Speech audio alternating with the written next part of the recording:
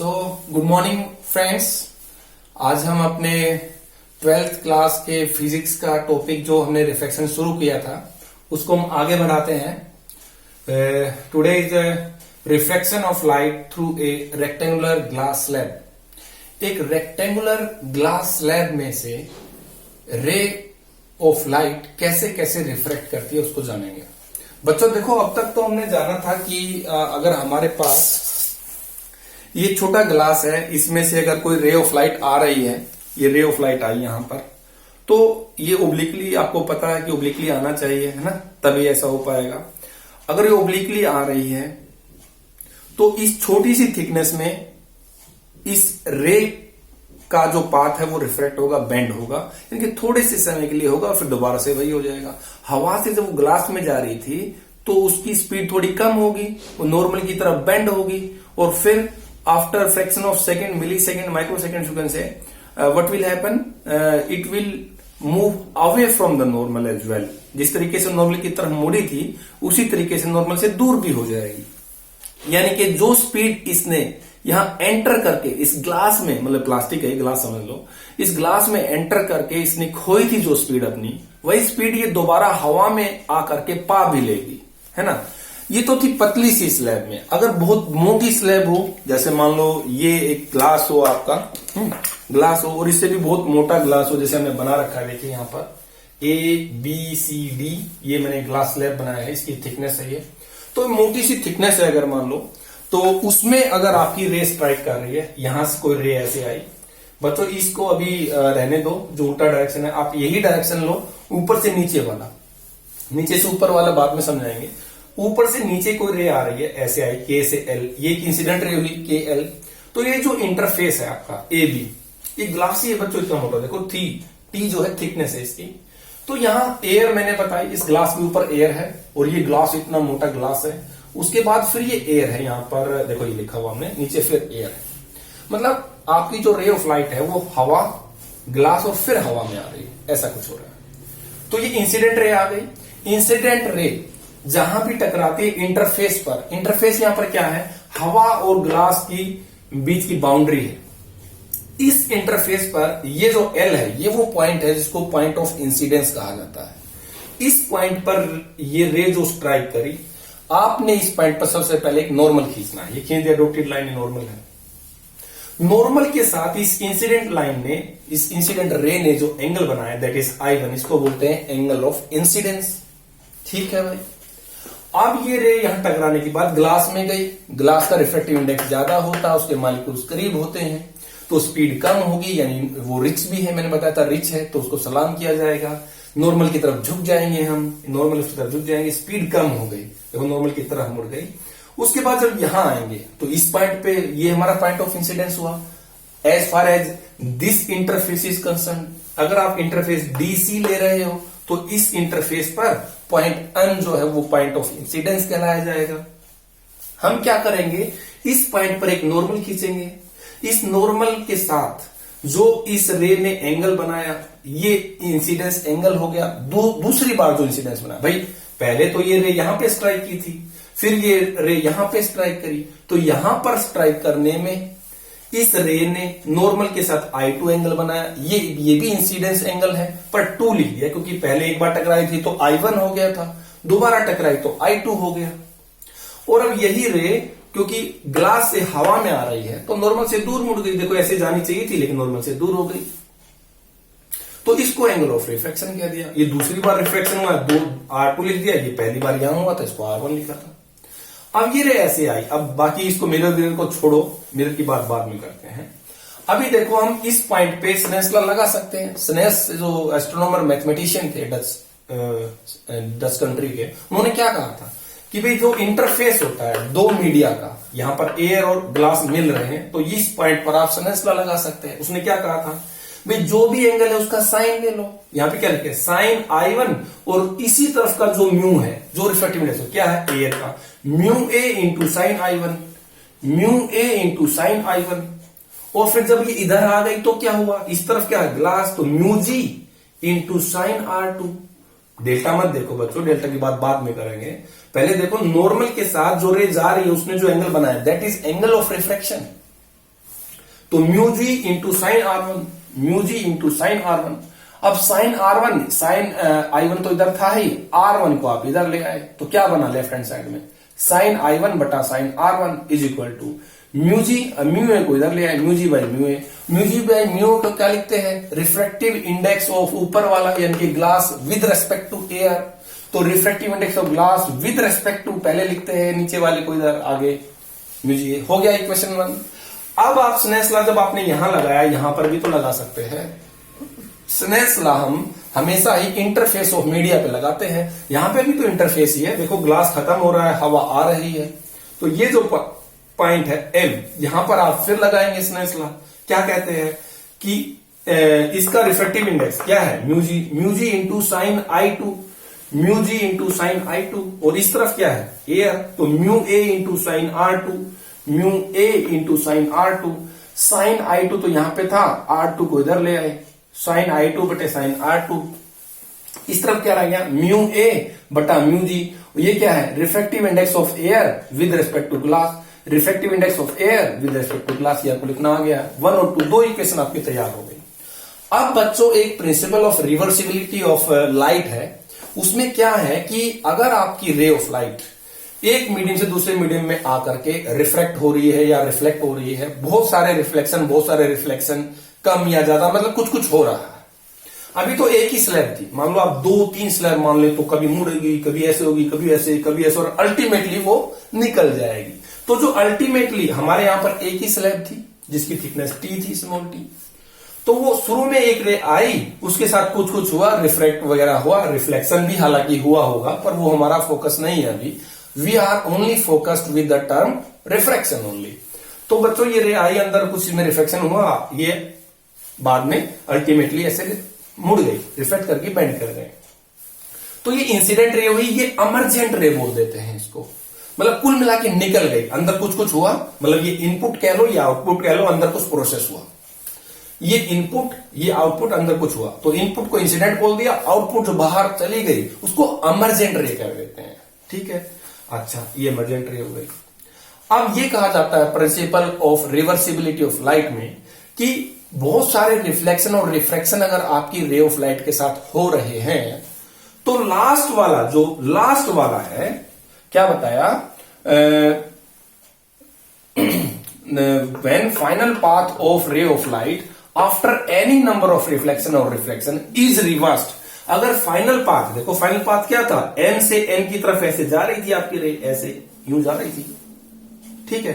तो कह रहे हैं फाइनल पाथ अगर रिवर्स हो जाए, रिवर्स कैसे होगा, एक शीशा रख दो उसके रास्ते में, प्लेन मिरर रख दो 90 डिग्री पे, हमने देखो प्लेन मिरर पी रख दिया, ऐसे मिरर को ऐसे तो दिखाता है, इस तरफ रफ सरफेस, ये रिफ्लेक्टिंग सरफेस, एक प्लेन मिरर को ऐसे रख दिया यहां पे 90 डिग्री पर रखा।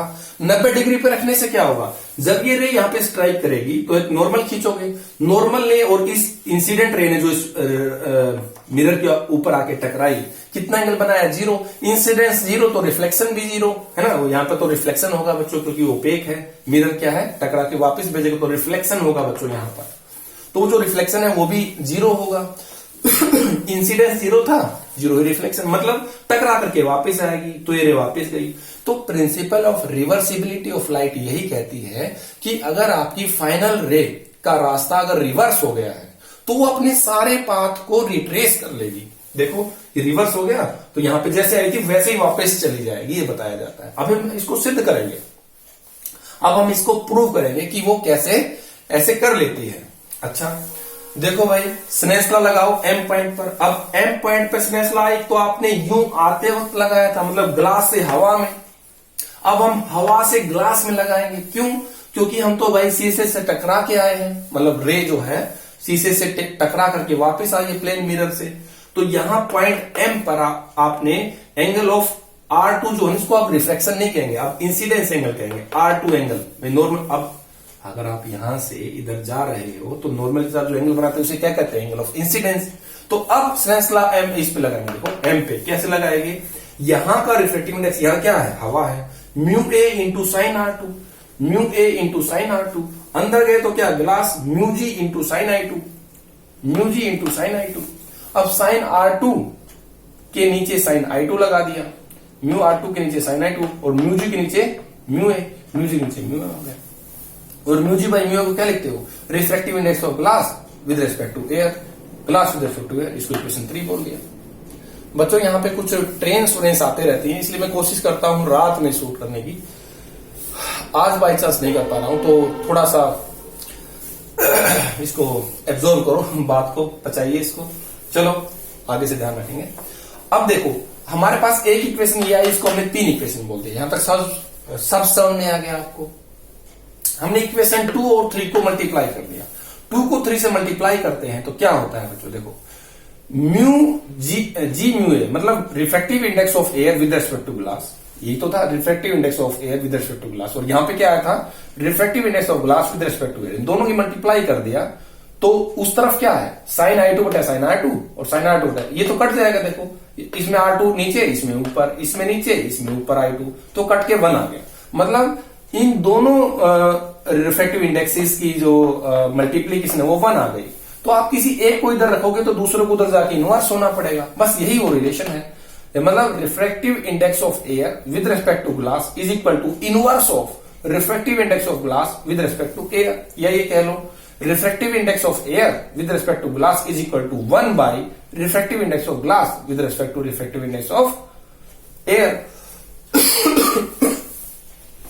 ठीक है, ये रिलेशन आ गया। इससे हमें क्या पता चलता है कि भाई अगर कोई रे आपकी हवा से ग्लास में आ रही है, हवा से ग्लास में, देखो ये क्या लिखा है, अगर मैं इसको पकड़ूं, इसमें तो जो है refractive index of air with respect to glass मतलब mu A by mu G, mu A by mu G मतलब एयर से ग्लास में आ रही है। अगर कोई रे एयर से ग्लास में आ रही है, ठीक है, उस वक्त जो उसका रिफ्रैक्टिव इंडेक्स होगा वो उल्टा होगा किसका, ग्लास से एयर में।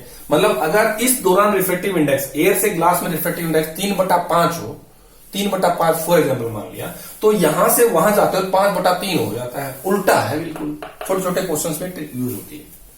अब देखो हमने इक्वेशन नंबर 2 और 3 को तो मल्टीप्लाई कर लिया था। अब मैं 1 और 3 को लेके देखता हूं क्या होता है। 1 और 3 में क्या चीज है, देखो 1 में है ए म्यू जी, और इधर क्या है साइन i1 बटे साइन r1, साइन i1 बटा साइन r1 इस तरफ था, और इसमें 3 की बात करें ना 1 तो ये हो गया, 3 कहां है, ये रहा, साइन r2 बटे साइन i2, साइन r2 बटे साइन i2। तो बच्चों आप ये देखो कि यहां पर हमने क्या किया, sine i1 equal to sine r2 sine, तो इसका मतलब ये दोनों बराबर हैं। कैसे बच्चों, एंगल r1 i2 के बराबर है। देखो मैं लिखा है r1 i2 के बराबर है। कैसे है, ये r1 है, ये i2 है। भाई देखो दोनों अल्टरनेट एंगल्स है, ये तो होता है, मैथ में ज्योमेट्री है, प्रॉपर्टी है। तो r1 i2 के बराबर है। अगर r1 i2 के बराबर है तो नीचे वाला तो खत्म हुआ, सिर्फ ऊपर वाला रह गया। ऊपर वाले में भी sign i1 equal to sine r2 लिखना है, तो साइन साइन है तो i1 इक्वल टू r2 भी होगा, i1 इक्वल टू r2 भी होगा। बच्चों अगर i1 एंगल r2 के बराबर हो गया, इसका मतलब क्या है कि जो ये KL की जो डायरेक्शन थी और जो MN की है वो डायरेक्शन तो सेम ही है, बेशक से वो थोड़ा सा शिफ्ट हो गई है, इतना लेटरली मतलब परपेंडिकुलर थोड़ा सा डेविएट हो गई है वो रे आपकी, लेकिन है पैरेलल ही। देखो KL और MN पैरेलल है, तो इसलिए हमने लिख दिया कि KL जो है MN के पैरेलल है। तो अगर आपसे कोई पूछे कि ग्लास स्लैब में से जो किसी कोई थिकनेस है, अगर कोई रे एयर से ग्लास में स्ट्राइक कर रही है, तो जो अल्टीमेटली इमर्जेंट रे होगी वो इमर्जेंट रे इंसिडेंट रे के पैरेलल होती है हमेशा।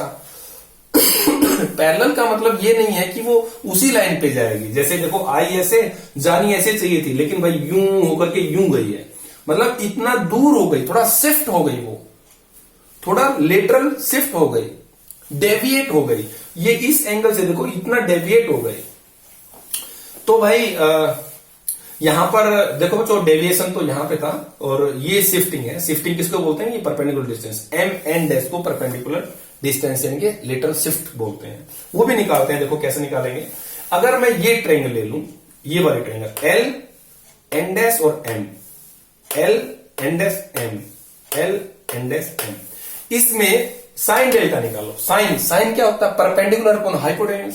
तो यहां परपेंडिकुलर क्या है, M N' अपॉन हाइपोटेन्यूज क्या है, हाइपोटेन्यूज देखो बच्चों अगर ये एंगल है तो ये हाइपोटेन्यूज हो गया, यानी कि LN। अब M N' जो है M N' वो किसके बराबर आएगा, LM sine delta, LM sine delta.